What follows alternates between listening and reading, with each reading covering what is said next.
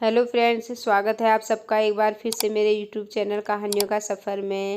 आज मैं आपके लिए एक नई कहानी लेकर आई हूँ। एक समय की बात है, गंगानगर गांव में राजू नामक एक व्यक्ति रहता था। गांव में आपसी भाईचारा और प्रेम बहुत था, इसलिए वहाँ के सभी समुदाय के लोग आपस में मिलजुल कर रहा करते थे। राजू नामक व्यक्ति अधेड़ उम्र होने के कारण चाचा नंबरदार के नाम से पहचाने जाते थे। सभी उनका मान सम्मान और आदर सत्कार किया करते थे। उनका अपना मकान गांव की चौपाल पर छोटा सा था। उसके अंदर आम का एक पुराना पेड़ था, जिनके फल गांव के बच्चे, बूढ़े और जवान सभी खाया करते थे। राजू चाचा का स्वभाव कुछ इस प्रकार का था कि वे बच्चों को कुछ ज़्यादा ही प्यार किया करते थे। राजू चाचा हर साल बरसात के मौसम में जब आम पक जाते थे तो गांव के सभी बच्चों को विशेष तौर पर आम की दावत दिया करते थे। किसी कारणवश पिछले 2 वर्षों से यह परंपरा टूट गई थी। बच्चे उनकी इस बात पर बहुत नाराज रहने लगे थे, परंतु वे कुछ कर भी नहीं सकते थे, क्योंकि राजू चाचा का रौब भी बच्चों पर कम नहीं था। पहले साल तो बच्चे उनकी इस हरकत पर कि चाचा ने एक बार उनको आम की दावत नहीं दी, आम की फसल बर्बाद कर गए। लेकिन दूसरे साल जब आम के पेड़ पर बौर आया और आमियाँ छोटी छोटी बनने लगी, तो बच्चों ने देखा कि राजू चाचा आज गांव में नहीं हैं। तब सब बच्चों ने मिलकर आम के पेड़ पर पथराव कर दिया, उनकी सारी आमियाँ झाड़ दी। आमियाँ उठा उठा कर बच्चे अपने अपने घर ले गए। कुछ ने खाई और कुछ ने बर्बाद कर दी। राजू चाचा को जब इस बात का पता चला तो उन्हें गुस्सा तो बहुत आया, मगर वे अपने गुस्से को पी गए। किंतु फिर वे किसी अच्छे से मौके की तलाश में रहने लगे। फिर तीसरे साल आम का मौसम आया। राजू चाचा ने अपने पेड़ के आमों के अलावा कुछ आम बाजार से भी मंगवाए और फिर गांव में ऐलान कर दिया, आज पूरे गांव के बच्चों की उनके घर पर आम की दावत है। इस ऐलान को सुनकर बच्चे बड़े खुश हुए, लेकिन वे जितना खुश थे उससे कहीं ज़्यादा हैरान भी थे। उस दिन हल्की वर्षा हो रही थी।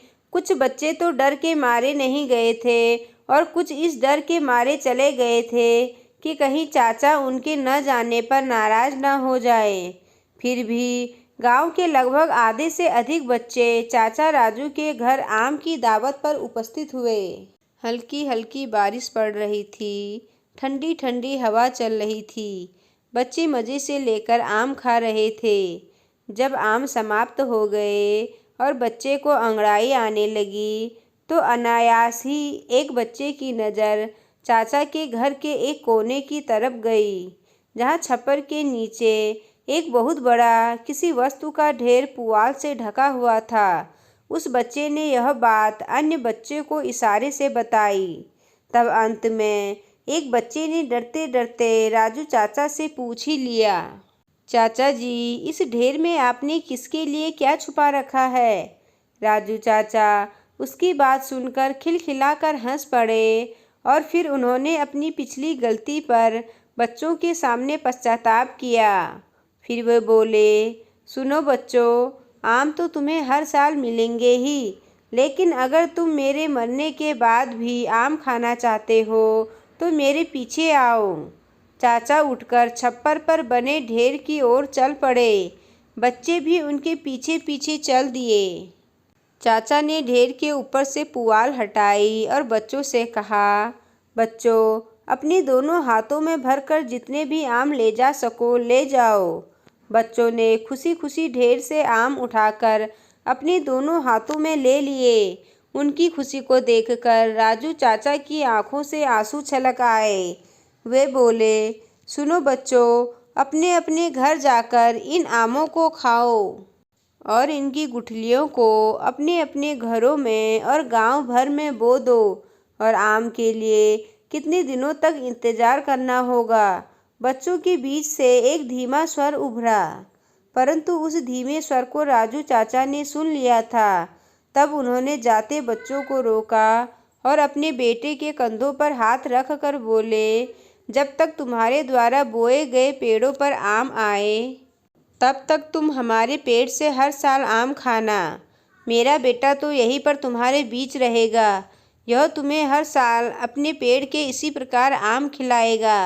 फिर जब तुम्हारे पेड़ों पर फल आने लगेंगे तो तुम जिंदगी भर अपने पेड़ों से आम खाना। राजू चाचा की बात सुनकर बच्चे खुश हुए। वे हल्ला गुल्ला करते उनके घर से बाहर निकल गए। कई ने चाचा जिंदाबाद की आवाज़ बुलंद की और फिर वो अपने अपने घरों को रवाना हो गए।